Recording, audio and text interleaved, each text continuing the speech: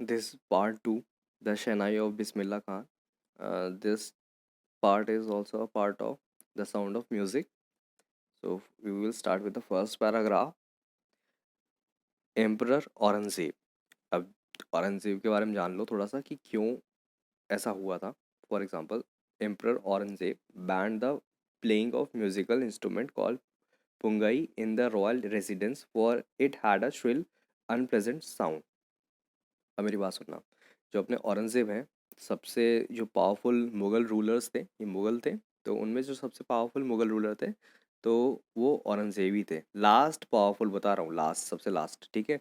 तो ये अपने जो शाहजहाँ हैं जिन्होंने ताजमहल बनवाया था, उन्हीं के बेटे थे. और ये थोड़े से बहुत ज़्यादा स्ट्रिक्ट टाइप के थे, ठीक है.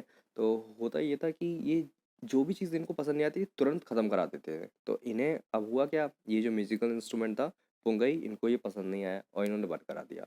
श्रिल का मतलब होता है एक ऐसी आवाज़ जो चुभे, ठीक है. इन द रॉयल रेजिडेंस. रेजिडेंस का मतलब होता है एक वो एरिया जहाँ पर कोई रहता है. रॉयल का मतलब शाही, ठीक है, जहाँ पर राजा महाराजा रहा करते थे. Pungi became the generic name for the reeded noise makers. Okay. तो अब देखो, यहाँ पर देखो, म्यूजिकल इंस्ट्रूमेंट नहीं बोला गया, यहाँ पर नॉइस मेकर बोला गया. कि पुंगई को बताया गया कि वो नॉइस मेकर थी, मतलब उससे नॉइज होती थी. तो वो ना कि कोई एक प्लेजेंटफुल म्यूजिक साउंड निकलती थी या मेलेडियस साउंड निकलती थी. Few had thought that it would one day B revived. और किसी, शायद अब लिखा हुआ है नेक्स्ट लाइन में कि शायद किसी ने सोचा होगा कि इसको दोबारा से रिवाइव किया जा सकता है. रिवाइव का मतलब होता है दोबारा जीवित करना. A barber of a family of professional musicians who had access to the royal place. तो एक बार्बर था और उसकी जो फैमिली थी वो म्यूजिशियन फैमिली थी. वो बार्बर बन गया होगा, ठीक है. वो शायद पेरेंटल प्रेशर में नहीं आया, ठीक है, वो बार्बर बनना चाहता था, बार्बर बन गया. Who had access to the royal palace. तो वो अपना रॉयल पैलेस में आता जाता रहता था. Decided to improve the tonal quality of pungi. तो उसने डिसाइड किया कि है वो नहीं, लेकिन उसने डिसाइड किया कि वो इस पुंगई को थोड़ा और इम्प्रूव करने की कोशिश करेगा. Okay. He chose a pipe with natural hollow stem that was longer and broader than the pungi. तो उसने एक पाइप लिया जो अंदर से हॉलो था. हॉलो मतलब खोखला, ठीक है. और वो जो पाइप था वो पुंगई के कंपैरिजन में काफ़ी लंबा था और ब्रॉडर था, ठीक है. तो जो सर्कल्स होते हैं ना, तो उन सर्कल्स के जो डायमीटर्स होते हैं, इसको हम वैसे जनरल टर्म्स में ग्रिथ कहते हैं. GRITH, ग्रिथ, ठीक है. तो वो का उसकी ग्रिथ ज़्यादा थी. And made 7 holes on the body of the pipe. When he played on it, closing and opening some of these holes, soft and melodious sounds were produced. He played the instrument before royalty and everyone was impressed. तो finally उसने उन holes को सही timing के साथ उनको play किया, तो फाइनली उससे बहुत मेलोडियस साउंड निकलती है. एंड जो राजा हैं, जो किंग हैं, एम्परर हैं, वो भी इम्प्रेस हो जाते हैं, बाकी लोग भी बहुत खुश थे. The instrument, so different from pungi, had to be given a new name. तो डिसाइड किया इसका तो नामकरण होना चाहिए. As the story goes, since it was first played in the Shah's chamber. Shah's का मतलब होता है किंग, ओके. किंग के चैम्बर में प्ले की गई थी. And was played by a nai. The instrument was named shehnai. तो इसीलिए उसका नाम शहनाई पड़ गया. शह का मतलब होता है राजा और नाई का मतलब ही वॉज अ बाबर जिसने इंस्ट्रूमेंट को बनाया था. तो इंस्ट्रूमेंट का नाम शहनाई है. अब ये याद रखना कि इसको शहनाई क्यों बोलते हैं, ठीक है. तो ये वाला पार्ट है जो इतना, वो याद रखना. The sound of the shehnai began to be considered auspicious. Auspicious मतलब होता है शुभ, ठीक है. And for this reason, it is still played in temples and in indispensable component of any North Indian wedding. तो अब देखो, शहनाई को शुभ माना जाता है, इसीलिए टेम्पल्स में हम मतलब प्रेयर के टाइम इसको बजाई जाती है. और जो वेडिंग्स होती है ना, तो वहाँ पर भी इसको बजाई जाती है. इनडिस्पेंसिबल का मतलब होता है तुम जिसको अलग ना कर पाओ, ठीक है. अब ये इंडियन वेडिंग्स का पार्ट है. अगर शहनाई नहीं बजी तो कहते नहीं कि क्या वेडिंग बिना शहनाई के, ठीक. तो वही चीज़ हो गई है. In the past, the Shehnai was a part of Naubat or traditional ensemble of 9 instruments found at Royal Court. तो नवरत्न थे. तो नवरत्न जो कोर्ट में थे, मतलब 9 इंस्ट्रूमेंट्स थे, म्यूजिकल इंस्ट्रूमेंट, जिनको बहुत ही रिस्पेक्ट दी जाती थी. जो राजा थे वो उन पसंद करते थे उन इंस्ट्रूमेंट्स को. तो उनमें से शनाई भी पार्ट हो गया था. Till recently, it was used only in temples and weddings. The credit for bringing this instrument onto the classical stage goes to उस्ताद बिस्मिल्लाह खान. अब बात ये है, जो ये अपनी शहनाई है ना, ये वाली शहनाई, तो इस शहनाई की खास बात ये थी कि खास बात नहीं, मतलब एक कॉमन सी हो गई थी कि इसको केवल टेम्पल्स और वेडिंग्स में ही बजाया जाता था, इसके आगे ही कभी बढ़ ही नहीं पाई। ठीक है, तो अगर तुम्हें कहीं शहनाई सुननी भी है तो केवल तुम्हें या तो मंदिर चले जाओ या किसी की शादी में चले जाओ, फ्री का खाना खा लो और शहनाई सुन लो, बस इतना हो सकता था। लेकिन इन दोनों जगह से उठा के जो बिस्मिल्लाह खान थे वो इसको एक स्टेज पे लेके गए। स्टेज पे ले जाने का मतलब यहाँ पर है कि इन्होंने किसी ऑर्केस्ट्रा में या सोलो परफॉर्मेंस में शहनाई को प्रेजेंट किया। और यहाँ तक कि स्टेज तक नहीं, स्टेज के आगे भी ले गए। कहाँ? बॉलीवुड में। बॉलीवुड में जो गाने वाने हैं ना उसमें भी शहनाई प्ले की है। अभी उनके नाम भी आएंगे। अब ठीक है, तो जो थर्ड पैराग्राफ है ये टोटली डेडिकेटेड है बिस्मिल्लाह खान के लिए।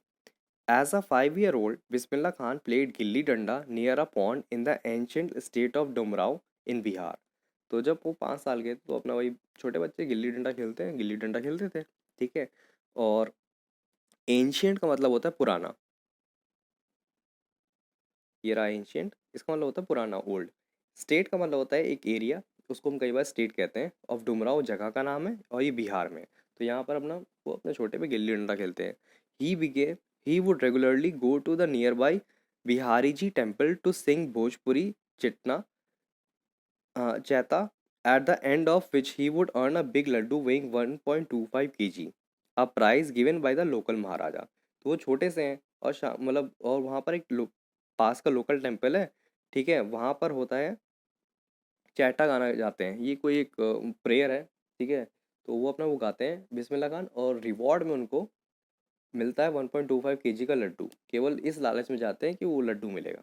ठीक है, this happened 80 years ago, and the little boy had traveled far to earn the highest civilian award in India, the Bharat Ratna। तो 5 साल की उम्र में उन्होंने लड्डू खाया। ठीक है, and when he was 80 years old around, तब उन्हें भारत रत्न मिला।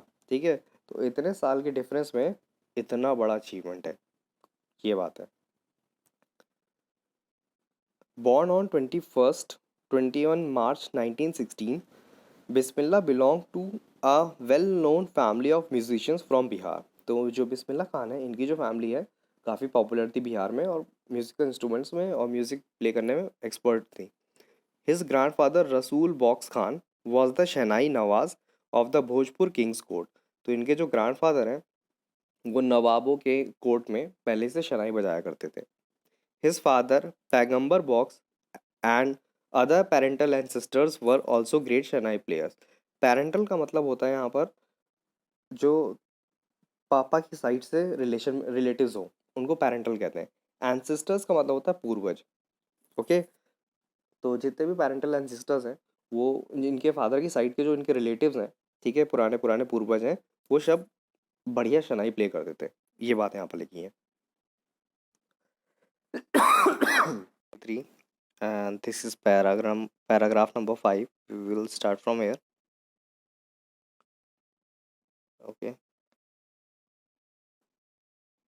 the young boy, यहाँ पर बॉय को रिप्रेजेंट कर रहे हैं Bismillah Khan, took to music early in life. तो जब वो बहुत छोटे थे, from that point of time he started playing music.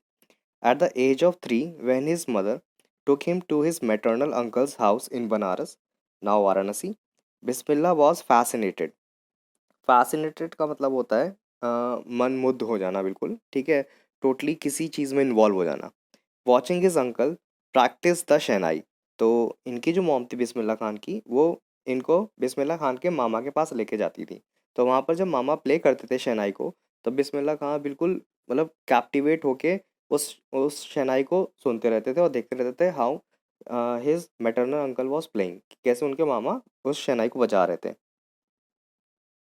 Soon Bismillah started accompanying his uncle Ali Box to the Vishnu temple of Banaras, where Box was employed to play the Shehnai। ठीक है, तो बहुत ही जल्दी हुआ ये कि जो बिस्मिल्लाह खान थे वो अपने मामा के साथ जाने लगे। अकम्पनी का मतलब होता है किसी के साथ देना या किसी के साथ जाना। तो यहाँ पर जो बिस्मिल्लाह खान है वो अपने मामा के साथ जाने लगे थे विष्णु टेम्पल। ठीक है, ये विष्णु टेम्पल। तो वहाँ पर उनका जॉब क्या था? इनके मामा का जॉब ये था कि वहाँ पर बैठ के मामा को ये जो शहनाई है उसको प्ले करना होता था। तो साथ में बिस्मिल्लाह खान भी जाने लगे, वहाँ पर मामा को देखते रहते थे कि वो शहनाई कैसे प्ले करते रहते हैं। Ali Box would play the Shanai and Bismillah would sit captivated for hours on end. तो वहाँ पर जब अली बॉक्स अपना जो शनाई प्ले करते थे तो बिस्मिल्लाह खां चुपचाप बस उस चीज़ को देखते रहते थे. ओके. कैप्टिवेटेड का मतलब होता है कि किसी चीज़ में खो जाना, बिल्कुल तुम उस चीज़ से निकल ना पाओ वापस. Slowly, he started getting lessons in playing the instrument and would sit practicing throughout the day. बहुत ही जल्दी वो शहनाई बजाने की प्रैक्टिस करना भी स्टार्ट कर देते हैं. कौन? बिस्मिल्लाह खान. और वो पूरे दिन भर प्रैक्टिस करते थे शहनाई बजाने की. For years to come the temple of Balaji and Mangala Maiya and the bank of the Ganga became the young apprentice's favorite haunts where he could practice in solitude. अब देखो गौर समझना. For years to come the temple of Balaji and Mangal Maiya. ठीक है, आगे आने वाले सालों में ये जो बालाजी टेम्पल है और मंगल मैया का जो टेम्पल है, ये टेम्पल कहाँ है? ये गंगा के किनारे बसे हुए हैं. तो बिस्मिल्लाह खान गंगा किनारे इन्हीं टेम्पल्स में बैठ के प्रैक्टिस करते रहते थे. यंग अप्रेंटिस का मतलब होता है a person who is learning something. ठीक है, जब तुम कोई किसी चीज़ को सीख रहे होते हैं उस time we call that person apprentice. Favourite horns. Horns का मतलब यहाँ पर रिप्रेजेंट ये कर रहा है कि उनकी ये फेवरेट जगह थी जहाँ पर वो बैठ के प्रैक्टिस करते थे. सॉल्टिट्यूड का मतलब होता है अकेले, कि कोई उनको डिस्टर्ब करने नहीं आ रहा है. तो वो बस अपना मंदिर के किनारे बैठ जाएंगे, मंदिर में बैठ जाएंगे गंगा किनारे और वहीं पर बस प्रैक्टिस करेंगे. The flowing water of the Ganga inspired him to improvise and invent ragas that were earlier considered to be beyond the range of shehnai. तो अब जब वहाँ पर वो बैठे रहते थे तो उनको कहने की बात है कि गंगा जी से उनको इंस्पिरेशन मिलती थी. जैसे गंगा जी फ्लो करती है वैसे वो बिस्मिल्लाह खान जो अपनी शहनाई बजाते थे उससे उन राग्स को फ्लो कराते थे. ठीक है, इम्प्रोवाइज का मतलब होता है नए नए चीज़ों को निकालना, एक तरह से जुगाड़ करके किसी चीज़ को बना देना. तो वो उन नए नए राग्स को बनाते थे उस शहनाई से, जो कि लोग सोचते थे कि इस शहनाई से कभी निकलने वाले नहीं हैं. समझ गए ये बात? तो वो कोशिश ये करते रहते थे कि नए नए राग्स को जितना डिस्कवर कर पाएँ शहनाई को प्ले करके उतना करें, जो अभी तक किसी किसी ने भी नहीं कर पाया है.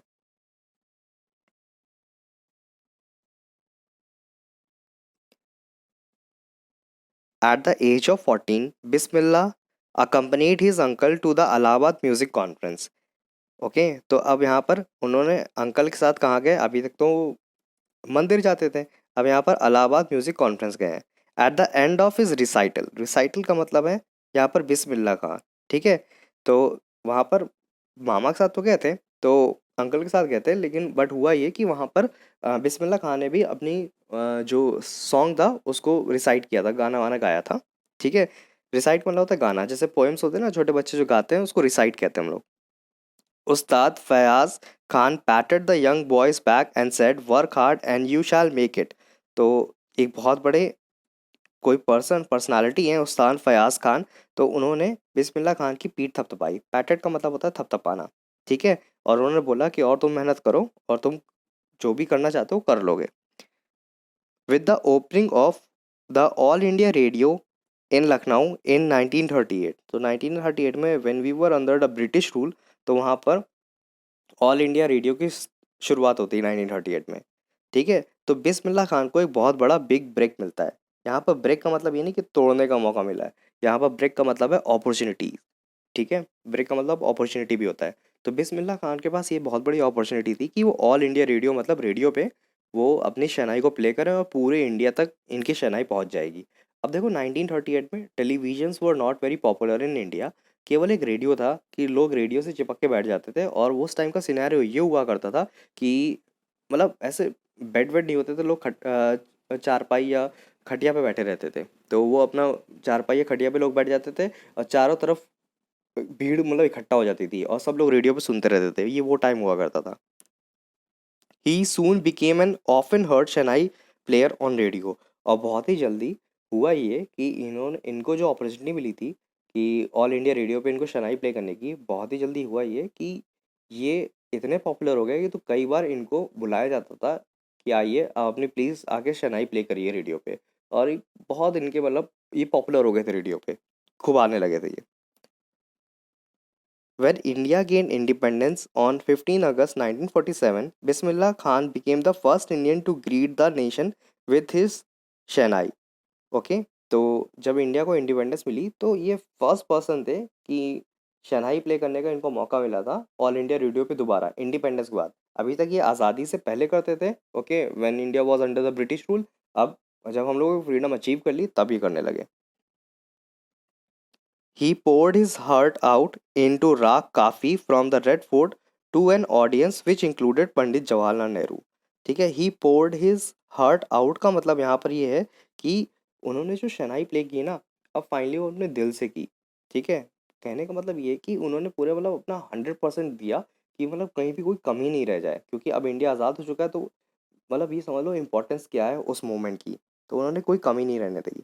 राग काफ़ी का मतलब है यहाँ पर जो भी वो सॉन्ग है जो शनाई से प्ले किया जाता है, वो उन्होंने प्ले किया था। ठीक है, रेड फोर्ट से प्ले किया था उन्होंने। और यहाँ पर जब पंडित जवाहरलाल नेहरू और बहुत बड़े बड़े प्रोमिनेंट लीडर्स उस टाइम के इनको सुन रहे थे। Who letter gave his famous tourist with destiny speech. तो यहाँ पर पंडित जवाहरलाल नेहरू ने जब इनकी शहनाई सुनी थी, तो उसके बाद जब उन्होंने स्पीच दी पंडित जवाहरलाल नेहरू ने, तो अपनी स्पीच में उन्होंने ये बात बोली थी बिस्मिल्लाह खान के लिए कि this was a tryst with destiny. Tryst का मतलब होता है एक एग्रीमेंट जहाँ पर तुम मिलो, आके मीटिंग हो। ठीक है, तो बिस्मिल्लाह खान ने, वो जो पंडित जवाहरलाल नेहरू है, उन्होंने खुद ही बात आप स्पीच में बोली कि बिस्मिल्लाह खान से मिलना it was just like a destiny. कि मतलब उनकी किस्मत में लिखा था, उनकी किस्मत में इतनी अच्छी चीज़ लिखी थी कि उनकी कभी ना कभी मुलाकात बिस्मिल्लाह खान से होगी, और वो मिल हुई उनसे। तो उन्होंने बिस्मिल्लाह खान की इस हिसाब से तारीफ की है।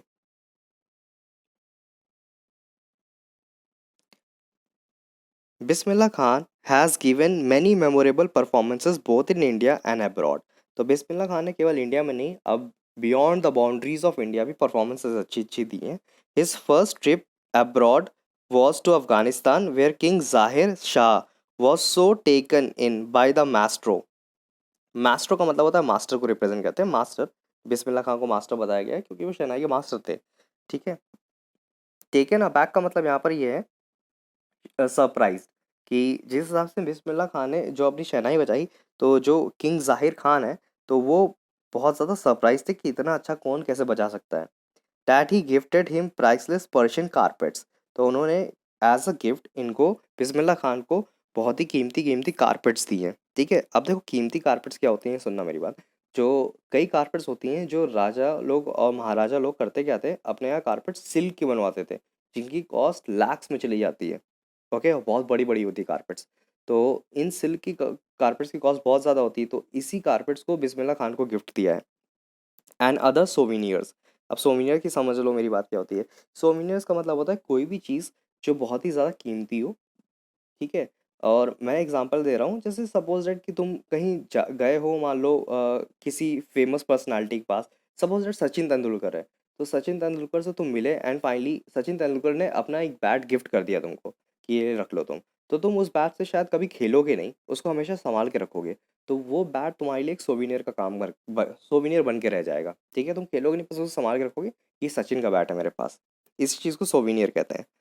The king of Afghanistan was not the only one to be fascinated by Bismillah's music. तो केवल किंग ऑफ अफगानिस्तान, ठीक है, तो जो कि जाहिर शाह हैं, ये लिखा हुआ है ना, जाहिर शाह। ठीक, केवल ये इकलौते नहीं हैं जो बहुत ही ज़्यादा इम्प्रेस्ड हुए, बहुत लोग हैं जो इम्प्रेस्ड हो चुके हैं बिस्मिल्लाह खां से। Film director Vijay Bhatt was so impressed after hearing Bismillah play at a festival that he named a film after the instrument called गूंजुटी शहनाई। तो यहाँ पर एक फिल्म डायरेक्टर हैं, ठीक है, इनका नाम है विजय भट्ट। तो he listen to Bismillah Khan when he was playing somewhere. तो इतने ज़्यादा वो फैसिनेटेड हो गए, बिस्मिल्लाह खान से इम्प्रेस हो गए कि उन्होंने उस इंस्ट्रूमेंट शहनाई जो म्यूजिकल इंस्ट्रूमेंट है उसके नाम पे एक मूवी का नाम ही रख दिया। अब मूवी तो पता नहीं कैसी है, वो देख लेना तुम लोग। The film was a hit and one of Bismillah Khan's composition दिल का खिलौना है टूट गया। तो वो जो फिल्म थी वो हिट हो गई, और उस फिल्म में एक गाना भी था जिसमें बिस्मिल्लाह खान का था, दिल का खिलौना है टूट ही गया, जिसमें इन्होंने शनाई प्ले की है। Turn to be a nationwide chartbuster. Nationwide chartbuster का मतलब है वो बिल्कुल सुपर डुपर हिट हो गया था वो गाना भी। Despite this huge success in the celluloid world, Bismillah Khan ventures in film music were limited to two Vijay Bhatt's Gunchuti Shanai and Vikram Srivas Kannada venture Sadhani Apna। ठीक है, अब हुआ ये कि यहाँ पर बिस्मिल्लाह खां फेमस तो हो गया था, उनका गाना वाना भी बहुत हो गया था, लेकिन वो अपनी शहनाई को म्यूजिक इंडस्ट्री में केवल 2 बार ही ला पाए, केवल 2 बार लेके आ पाए। एक बार वो लेके आए विजय भट्ट की मूवी में गूंज उठी शहनाई में, और एक और थे साउथ के विक्रम श्रीनिवास कन्नड़ वेंचर। वर्ण वेंचर का मतलब होता है एक तरह से अपॉर्चुनिटी, जो अपॉर्चुनिटी बिस्मिल्लाह खान को मिली हुई थी।